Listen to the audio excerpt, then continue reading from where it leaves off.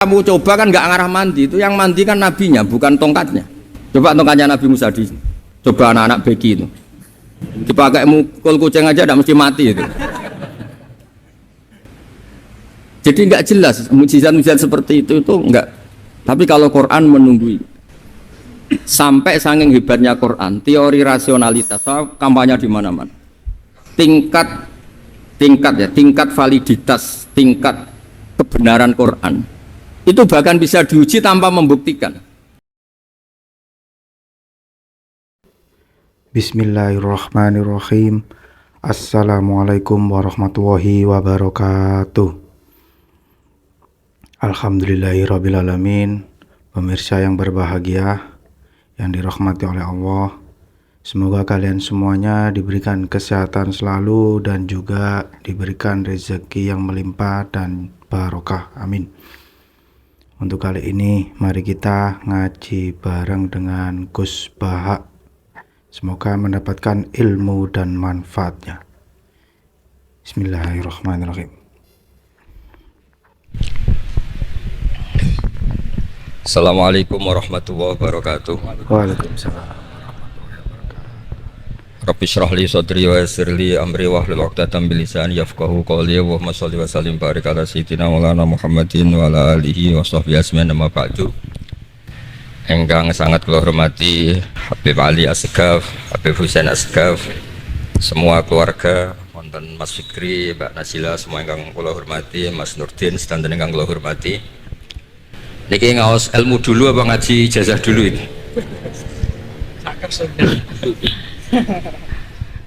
Ini kok malah aneh. Kok terus aja ribet. Buatan 1 2 pakai ini aja, tidak usah ini aja.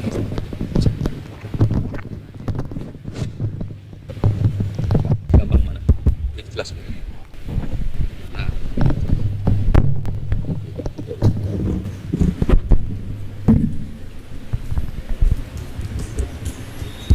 Ya, niki ngaji ilmu dulu, nanti bagian terakhir ijazah.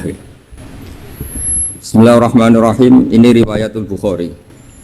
Haddatsana Abdullah bin Yusuf, haddatsana Les, haddatsana Sa'id al-Maqburi an Nabi Hurairah radhiyallahu anhu qala an-nabiy sallallahu alaihi wasallam. Ma minal anbiya'i nabiyyun illa qad u'tiya minal ayat ma mithluhu amana alaihil bashar.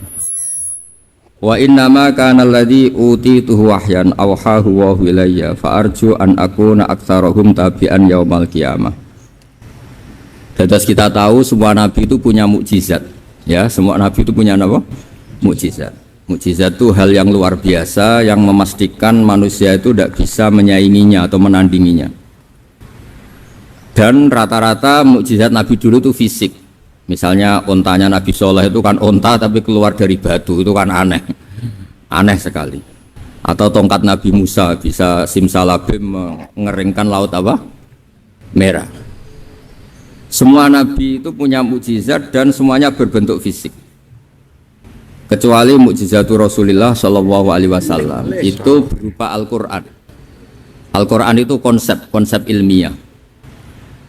Terus kata Rasulullah Shallallahu Alaihi Wasallam, tapi saya karena Quran itu justru berharap pengikutku besar dan sampai hari kiamat. Sekarang kita logika, ya. Andaikan kamu punya tongkatnya Nabi Musa, kalau kamu suka uang, kepikirannya dijual apa dipakai? Kalau kamu suka uang, dipakai. Kalau kamu ahli suudon itu pikirannya ndak, ini asli ndak. Karena yang melihat di Turki itu ya sebagian gitu. Kalau yang suka perdukunan itu bayangkan tuh miliknya. Mungkin dipakai ngakali orang atau apa, pokoknya bayangkan tuh miliknya. Kalau yang kolektor pikirannya itu nanti ini laku berapa. Tapi kalau peneliti mungkin pikirannya itu ini asli apa enggak? Bukti aslinya apa? Repot lah.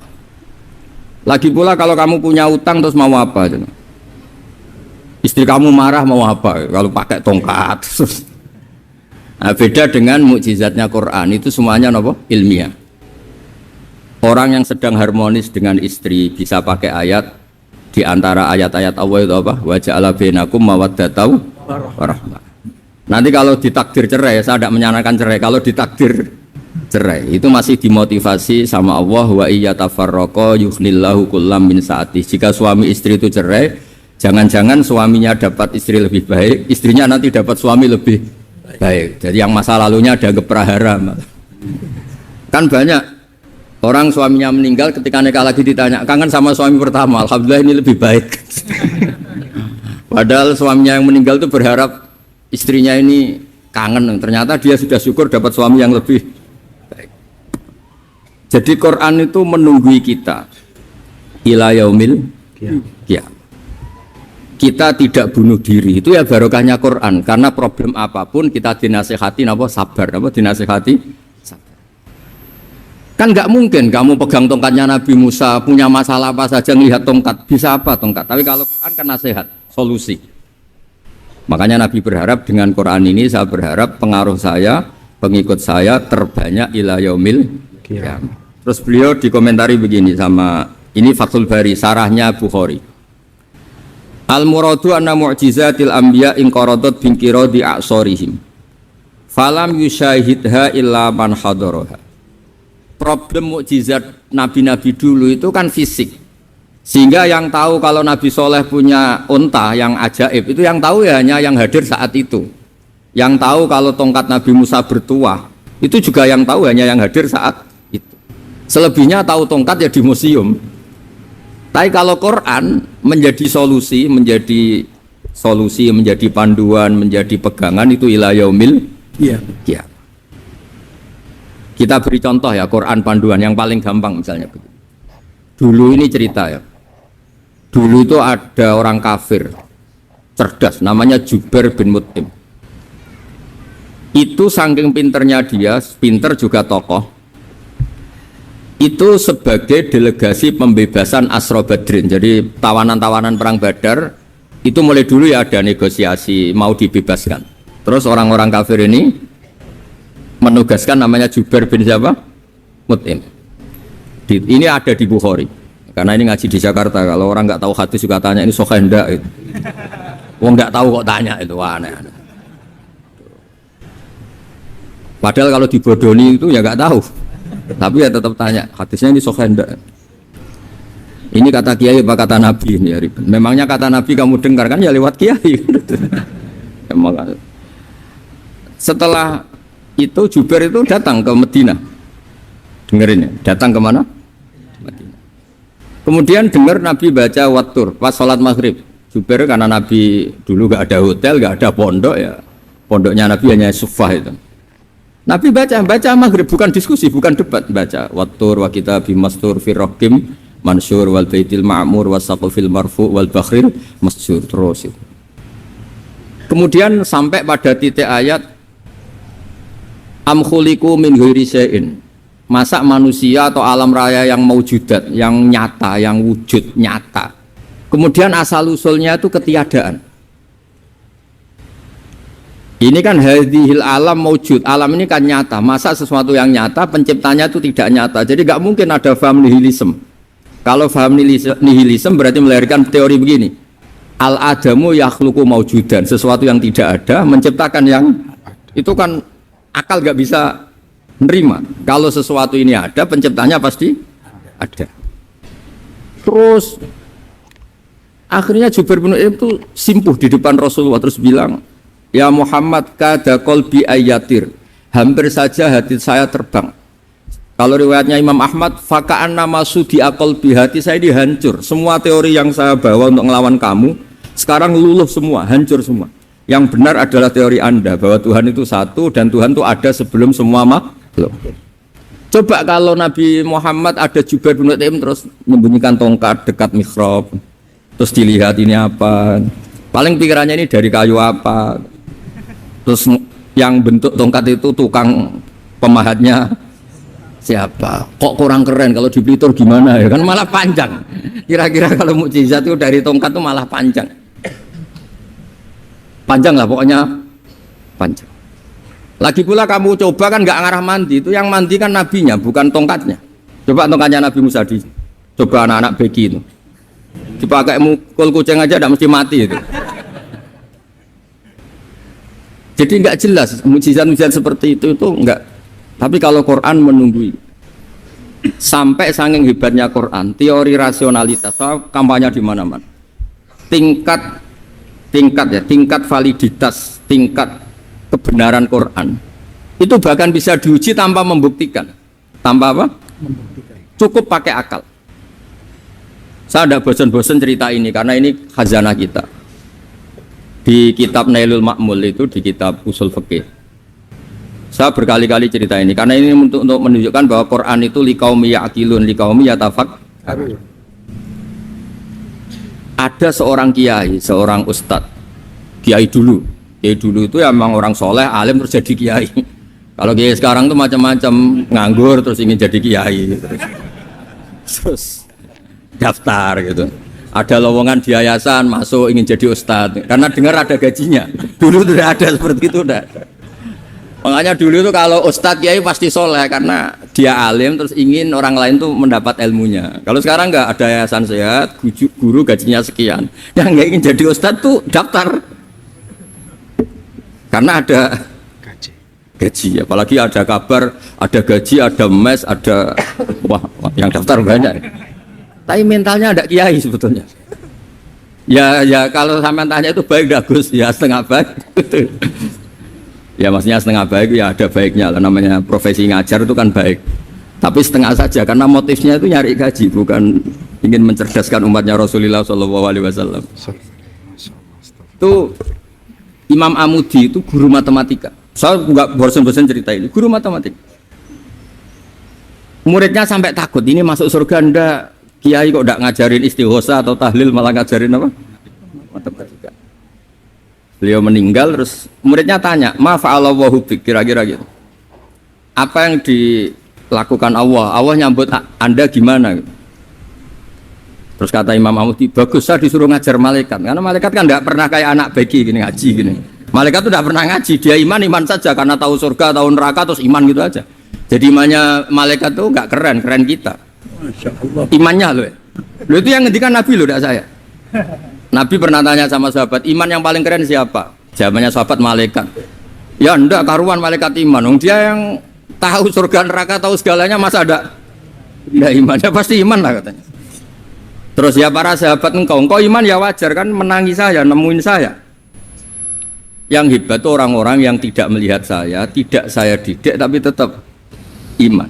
Karena dididik akal, ya tadi dididik Quran, apa dididik Quran. Sama siapa? Teks bahasa Arabnya masang. Terus Imam Amudi kata Allah, suruh dia ngajarin para malaikat cara menemukan saya. Malaikat dikumpulin terus Imam Amudi disuruh ngajar. Sama singkat kata-katanya Allah di mimpi itu. Istadilla ala wahdaniyati bihadrati malaikati. Tolong ajarkan cara menemukan saya padahal Anda ini manusia yang tidak melihat saya. Anda di Jakarta kan hanya gedung-gedung. Paling jadi khayal terus nikmat lah, Anda ikut punya tapi ikut nikmati. Orang desa-desa kalau ke Jakarta itu pokrol. Wah di Jakarta itu gedungnya tinggi-tinggi, tidak kayak kampung sini. Lo udah ikut punya, ikut bangga. Di Jakarta orangnya cantik-cantik, tidak kayak orang sini. Padahal dia ya dapat orang cantik gitu. Jadi Allah itu saking pinternya, miskin-miskin ya bisa berkhayal dan bahagia. Itu alhamdulillah betul. Akhirnya itu apa ini anak-anak begini saya tak niati ngajar standar anak-anak akademik. Terus pertama yang diajarkan hanya bilang gini, sama siapa teknya? Ya malaikat wahi para malaikat. Terus beliau bilang, nisbatus naini wassalasah ila malanihayatalahu nisbatul far'i ilal asli. Angka itu jumlahnya berapapun 2, 3 sampai triliunan. Semuanya itu nisbatul far'i ilal asli. Binisbat ilal wahid nisbatul far'i ilal asli. Angka 2 ya cabangnya 1, 3 ya cabangnya 1, 1 triliun ya cabangnya 1. Tetap yang asal usul adalah angka 1. Itu nangis semua malaikat. Cara Jawa itu mandekman kowe iman kaya imanku. Makanya imannya ummatu Rasulullah SAW itu PD-nya yakinnya kayak imannya malaikat. Kalau Tuhan itu 1. Karena angka agak bisa dimulai kecuali dengan angka 1. Makanya nisbatus naini wassalasah ila ma nihayatalahu iku nisbatul far'i ilal asli. Semuanya itu nisbatnya cabang ke induk. Berarti semua alam raya ini tetap asal usulnya 1. yaitu qul huwallahu ahad. Nah, itu namanya akal. Umatnya Rasulullah itu ditinggali mukjizat akal lewat panduan Quran, sehingga meskipun kita tidak menangi Rasulullah, tidak menangi sahabat, kita tidak tahu malaikat Jibril, tapi cara iman kita ini tidak kalah keren. Yakin, hakul, yakin. Terus kedua, gambar. Kamu gambar rumah, gambar hewan, gambar apa saja, mesti dimulai satu titik. Entah gambar kamu bagus, entah jelek, tetap dimulai satu titik.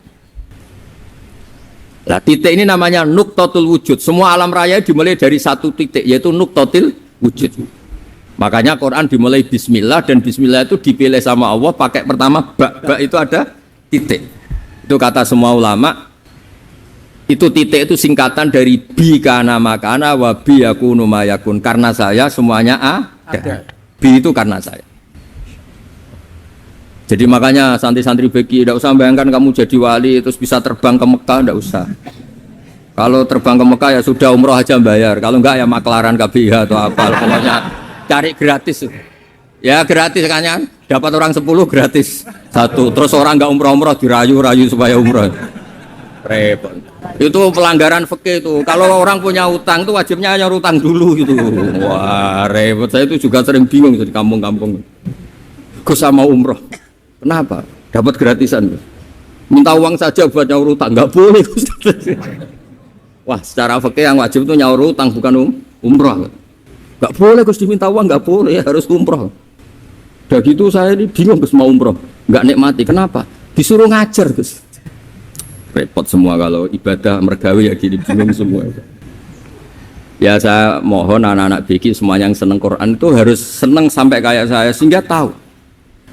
Istidlal mencari Tuhan dengan cara tauhid yang berbasis akal itu sedzahir imannya malaikat. Jika di klasmen iman itu manusia ulul ilmi, kita-kita yang nekuni ilmu itu nomor 1 prakteknya. Karena nomor 1 itu Allah karuan kan syahidah Allah kan nggak tertandingi syahidah wa annahu la ilaha illallah. Terus wal malaikatu, malaikat kan karuan karena langsung menyaksikan surga dan neraka. Ketiga apa? Wa ulul ilmi. Berarti prakteknya kan nomor 1. Kalau kompetitornya semuanya manusia, ulul ilmi nomor berapa? 1 kan? Nah nomor 3 kan dari Allah, malaikat, ulul ilmi. Berarti kalau kompetisinya antar manusia nomor berapa? 1 kan? Nah kenapa ulul ilmi di nomor 3 kan tapi dari Allah, malaikat, ulul. Kerennya kayak apa? Karena cara iman ulul ilmi itu enggak ada ragunya sama sekali. Kamu ragu enggak kalau 2 itu cabang dari 1, asal-usulnya 1? Enggak pernah ragu kan? Semua gambar seruat apapun dimulai dari 1 titik, ragu enggak? Enggak kan? Nah, imannya umatnya Nabi karena dipandu oleh Quran itu seyakin itu, sehakul yakin itu. Nah itu terus Jubair bin itu jadi iman. Am khuliqu min ghairi syai'in am humul khaliqun. Terus kata Allah lagi, kalau kamu tidak percaya saya yang bikin langit bumi ya gampang dong, kamu saja yang ngomong kalau kamu yang bikin. Paling orang sepakat kamu stres. Terusannya ayat gitu, am khalaqus samawati wal ard. Kalau kamu tidak yakin Allah yang bikin ya silakan Anda klaim saja kalau kamu yang bikin langit bumi. Bala yukinun, kamu juga gak mau kan dibilang stres. Nah ini terus saya teruskan ya. Makanya mukjizat terbesarnya Nabi adalah Al-Quran. Karena Al-Quran itu cerita tentang hukum-hukum akal, cerita tentang logika-logika peradaban. Misalnya logika peradaban, contoh paling gampang. Di Quran itu ada sekian ayat yang Allah cerita peradaban. Misalnya wa ahsinu innallaha yuhibbul muhsinin. Itu dikutip terus kemudian disimpulkan dalam peradaban. Kata Sayyidina Ali karramallahu wajhah ngendikanya gampang. Ahsin man syi'ta takun amirah. Kamu berbuat baik saja sama seseorang, maka otomatis kamu akan jadi pemimpinnya. Ada orang nggak tamat SD, nggak tamat papa, gobloknya minta ampun. Tapi karena gaji seorang pakar, oh kamu tak gaji 1 bulan 1 miliar, perusahaan saya jadikan besar. Itu dikongkan ngalor itu ya nurut. Hanya karena dia ihsan. Terus wastaghni amman syi'ta takun nadhira. Saya ulang lagi. Wastaghni amman syi'ta takun nadhira. Dan kamu jangan butuh orang lain, siapapun dia, maka kamu akan setara. Misalnya ada menteri orang antri mau salim, tapi kamu tidak butuh kan tenang saja. Tapi kalau kamu butuh, habis ya. Ya kan, kamu tidak butuh seseorang maka kamu posisinya akan setara. Kamu harus sopan karena punya utang jasa. Kalau nggak punya apa-apa kan setara. Ya enggak? Misalnya kamu jajar rektor atau jajar menteri, jajar apa saja. Kalau kamu tidak punya utang kan, kamu jajar menteri tidak punya utang. Sama jajar satpam tapi punya utang, takut mana?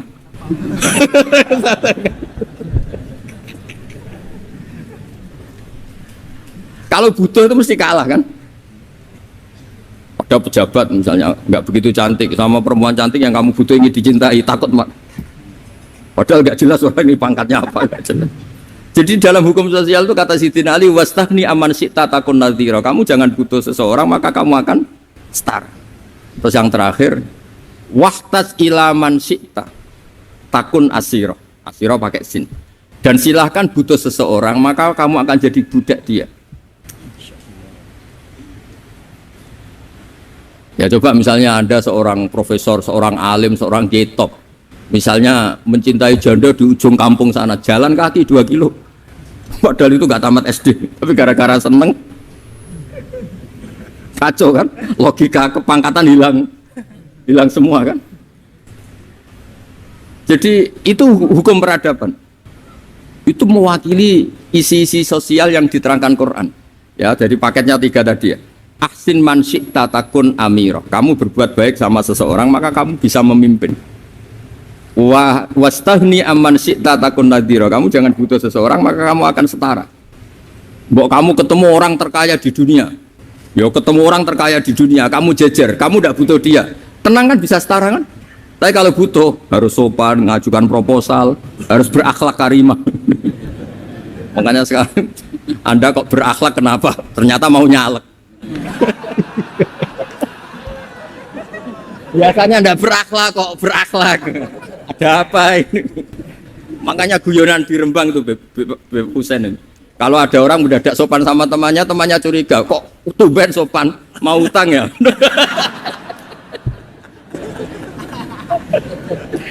Zaman akhir itu kacau.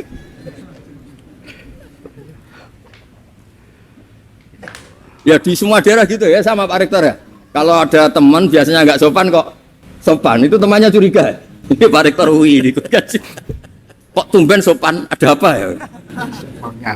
Karena di mana-mana orang butuh itu pasti beretika. Kamu punya teman paling berdua, kalau mau utang berakhlak gak? Atau misalnya kamu punya adik cantik terus punya teman berdua, kalau cinta adik kamu berakhlak gak? Biasanya nggak sama sekali nggak berakhlak. Gara-gara butuh menjadi berakhlak. Ya jadi hukum sosial itu ya kuncinya 3 tadi. Ahsin man syi'ta takun amira. Wastahni amman syi'ta takun nadhira. Terus wahtas ila man syi'ta takun asira. Kalau kamu butuh seseorang pasti kamu dibikin hina. Asir itu tawanan.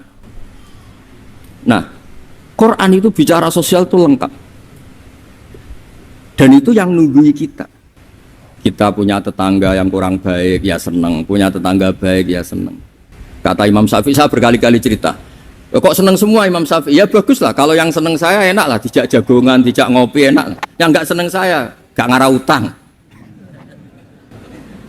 Uang itu nak, kamu punya tetangga gak seneng kamu. Aman kan? Aman. Gak akan pinjem uang kan, pinjem mobil. Uang gak seneng kok. Makanya Imam Syafi'i itu kalau ngedikan luar Syafi'i, diceritain orang. Ya Aba Abdillah bagiannya, ya Aba Abdillah orang itu nggak seneng kau, bagus lah. Loh kenapa bagus? Waman asa'a ilaika faqad atlaqaka. Orang yang nggak seneng kamu maka membebaskan kamu. Nggak akan pinjam uang, pinjam mobil, nggak akan ganggu waktu kamu kan nggak seneng. Justru yang seneng-senengi masalah pinjam terus. Imam Syafi'i itu orang yang anggap dunia itu selesai. Ada yang cerita. Ya Aba Abdillah, orang yang tadi cium tangan engkau, yang hormat engkau, di luar maki-maki engkau, ngerasain engkau, ngata-ngatain engkau. Ya bagus lah. Kok bagus gimana? Berarti saya wibawa, depan saya tidak berani. Berarti saya wibawa, di depan saya tidak berani. Berarti itu makomnya sudah kulillah, sumadarhum fi khawdihim, ya labun, sudah dunia itu selesai, sudah agak penting semua. Nah, itu kalau kamu anak-anak bagi ahli Quran, sudah ayatnya kulillah, sumadarhum fi khawdihim ya labun, sudah lihat Allah saja gak penting makhluk-makhluk itu. Dah makhluk semua gak penting, sementing Allah. Nah, kita ini ditunggoni mukjizat seperti itu. Bayangkan misalnya kita ditunggoni tongkatnya Nabi Musa. Saya ngajar di sini terus ini tongkat. Terus nanti yang tanya, Gus itu kayu apa, Gus? Nanti yang kolektor tanya itu harganya berapa, Gus? Ruwet apa? Terus yang ahli suudon itu asli enggak, Gus? Wah. Yang ahli suudon kan mesti tanyanya gitu, itu asli enggak, Gus? Repot-repot pokoknya. Tapi kalau Quran kan jelas, kenapa? Ya terus saya teruskan. Fala yamurru terus al murad anna mu'jizatil anbiya in qaradat bi qidari a'sam wa mu'jizatul Quran mustamirratun ila yaumil qiyamah. Wa kharquhu lil adat fi uslubihi wa balaghatihi wa ikhbarihi bil mawhibat. Terus kata ini yang ngarang Fathul Bari sarahnya Imam Bukhari. Fala yamurru asrun minal a'sar illa wa yadharu fihi syai'un mimma akhbaru bi annahu sayakun yadullu ala sihhati da'wahu wa hadza aqwal muhtamilat wa takmiluhu fil ladzi ba'da wa qilani ya anal al makna anal mu'jizat al madiyah kanat khissiyatan tusyahadu bil absar kana qati sholeh wa asa Musa. Mukjizatnya nabi-nabi dulu itu hanya penyembuh, hanya pelengkap, hanya nuruti keinginan mata. Seperti dahsyatnya apa? Laut Merah di sebelah apa dipukul sama tongkatnya Nabi siapa? Itu semuanya itu hanya memanjakan mata.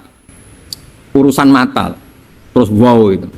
Tapi kalau mukjizatnya Nabi Muhammad itu berdasar akal. Maksudnya berdasar akal ini dengerin ya. Dengerin betul. Ketika Laut Merah terus tersibak kan wow itu keren kan? Terus kita bilang menyimpulkan, wah kita tidak akan mampu. Itu bodoh sekali kesimpulan kita tidak akan mampu. Meskipun bikin nyamuk Anda juga tidak mampu. Loh, untuk memutuskan tidak mampu saja kok sampai pertunjukan seperti itu tuh laopo, cek goblok gitu.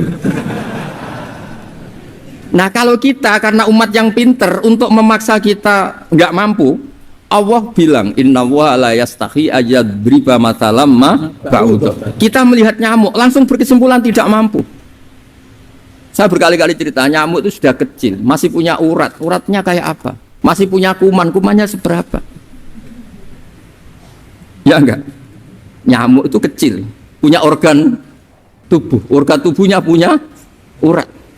Itu kalau kamu pinter, antara tongkatnya Nabi Musa menyibak Laut Merah sama nyamuk itu sama-sama berkesimpulan melahirkan satu paham bahwa kita tidak. Nah, untuk memaksa tidak mampu saja kok nuju pertunjukan ada onta keluar dari batu Nakotu Soleh, ada tongkat yang bisa mengeringkan Laut Merah. Cik goblok ya. Nah kita alhamdulillah tidak sejenis goblok yang seperti ini. Untuk ikrar bahwa Allah itu hebat ala kulli syai'in cukup lihat nyamuk, kagum kan? Sudah tidak usah bikin hidup. Saya berkali-kali mencontohkan. Para pemahat tak suruh bikin patung gajah itu mampu, tak suruh bikin patung nyamuk kalau bisa. Nyari materi dari apa coba? Gampang mana bikin patung gajah sampai patung nyamuk? Gajah, makanya Allah bikinnya contoh itu untuk ijaz itu pakai nyamuk bukan pakai gajah. Itu kalau ustadz-ustadz yang agak jorok malah contohnya nyamuk, Gus. Itu kecil. Itu kayak apa? Di dalamnya dia hamil.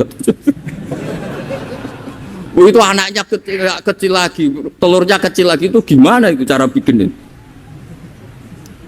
Makanya di sini ini ada kitab Itqon, itu komentarnya itu lucu. Ini kitab Al-Itqon karangannya Imam Suyuti. Ini persis komentar saya tadi yang kata Imam Suyuti, pengarang kitab Itqon. Wa ya imma khissiyah wa imma aqliyah. Jadi mukjizat itu ada yang fisik, bisa dilihat indra, panca indra, bisa dilihat akal. Wa aktsaru mu'jizati Bani Israil kanat khissiyah li baladatihim. Biladatu goblok, wa qillati basairihim. Dasar wong goblok. Mukjizat kok ngenteni sing wow. Maksudnya dasar wong untuk ngakui Allah hebat saja kok nunggu hal-hal yang seperti itu gitu. Paham gitu? Mergo likil latin apa aklihim. Wa aksaru mu'jizati hadil ummah aqliyatun li farati dzakaihim wa kamali afwahihim. Dan mukjizatnya umat ini semuanya berdasar akal karena sudah cerdas. Jadi andaikan kita melihat tongkatnya Nabi Musa menyibak Laut Merah dengan melihat nyamuk, kesimpulan kita sama-sama wow, sama-sama keren, sama-sama memastikan kita tidak mampu. Makanya terus Quran menerangkan ya wa ma min dabatin fil ardi wala ta'iri yatiru bi janahihi illa umamun amsalukum. Jadi keseharian kita lihat burung kok terbang. Itu sudah ayatun min ayatillah.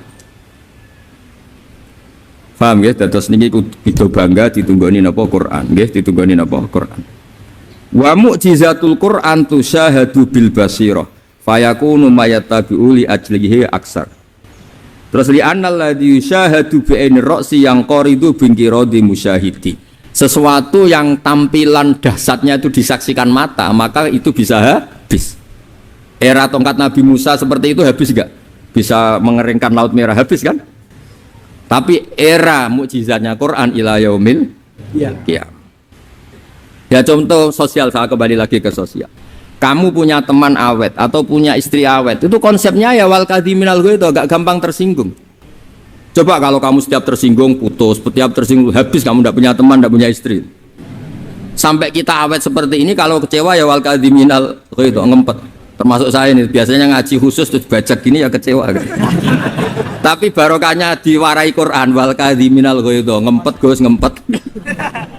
Terus kecewa sama teman, kenapa tidak putus? Karena wal afina aninna, sudah kalau kecewa maafkan. Coba kalau kita kecewa presiden, dia mau kecewa menteri, dia mau kecewa orang tua minggat. Ya kalau dicari, kalau tidak kan malu. Saya itu punya teman tak tanya, kecewa Gus sama bapak itu. Kenapa tidak minggat? Malu. Kenapa malu? Takut gak dicari.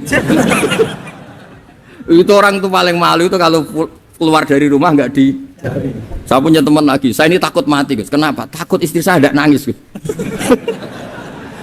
Itu kematian terburuk itu kalau mati tahu istrinya ada nangis, itu malu betul itu.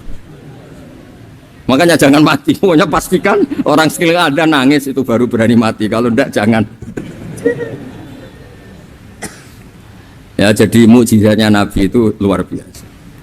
Walladzi yusyahadu bi'ainil aqli bakin yusyahiduhu kullu man jaa ba'dal awali mustamirran. Sesuatu ilmiah, sesuatu agama atau apa saja yang logis itu akan abadi ila yaumil. Kayak tadi ketika kita kecil diajari apa? Wujud, qidam, baqa, mukhalafatul hawadisi, qiyamuhu binafsihi, wahdaniyat, qudrat, iradat. Itu ila yaumil qiyamah. Karena kita pasti punya logika tadi, masa alam raya yang maujud didahului ketiadaan. Kemudian ketiadaan ini kita rumuskan, ketiadaan inilah yang bikin alam raya. Di mana-mana nihilisme, ketiadaan ya layu asfiru say'an, namanya tiada ya tidak punya akibat apapun. Yang punya akibat apapun ya sesuatu yang wujud. Nah, itu kan ila yaumil qiyamah, sampai kapanpun teori itu akan nunggui kita ila yaumil qiyamah. Tapi kalau tongkat Nabi Musa ketika kita tidak melihat kan punya alasan tidak ngandel, Musa tidak tahu. Tapi kalau kamu seperti ini, orang paling mulhid sekalipun, paling ateis sekalipun, terus ditanya, bisa enggak Anda mulai angka di luar angka 1? Tidak bisa kan? Makanya benar Imam Amudi tadi, ketika diminta Allah, istadilla ala wahdaniyati bi hadrati malaikati, tolong ajarkan kenapa manusia begitu yakin kalau saya ini satu, padahal mereka tidak melihat saya.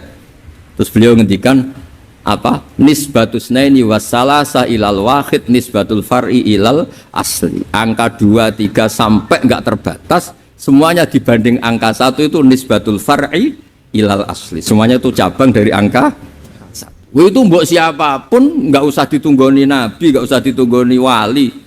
Logikanya akan seperti itu. Itu yang dimaksud apa? Walladzi yusyahadu bainil aqli bakin yusyahidu kul man ja'a badal awal mustamir.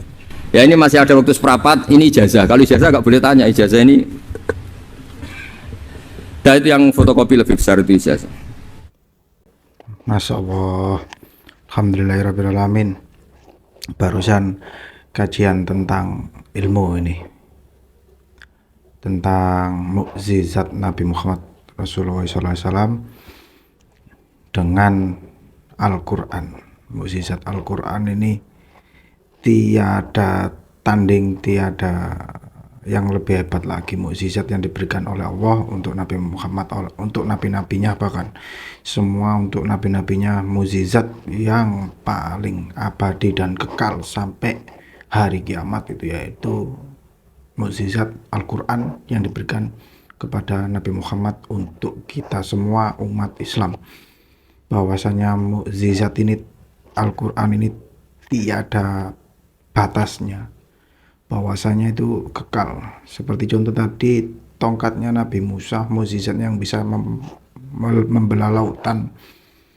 Hanya seketika waktu itu hanya dikenang menjadi sejarah saja. Sampai saat ini tidak ada yang bisa menyaksikan, hanya yang di eranya zaman Nabi Musa, dan sekarang hanya menjadi sejarah.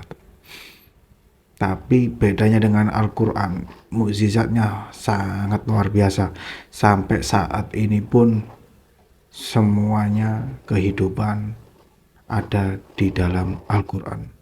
Jadi alhamdulillah kita harus bersyukur sebagai umat muslim karena adanya mukjizat yang diberikan oleh Allah kepada Nabi, yaitu Al-Quran yang bisa menuntun kita sampai sekarang dari kejahatan, dari jalan yang buruk menjadi ke jalan yang baik, jalan yang gelap menuju jalan yang terang benderang melalui Al-Quran yang diwahyukan atau disebarkan sama Nabi Muhammad Rasulullah SAW. Alhamdulillah, sekian dari saya. Mohon maaf bila ada kata-kata. Wabillahi taufiq wal hidayah. Wassalamualaikum warahmatullahi wabarakatuh.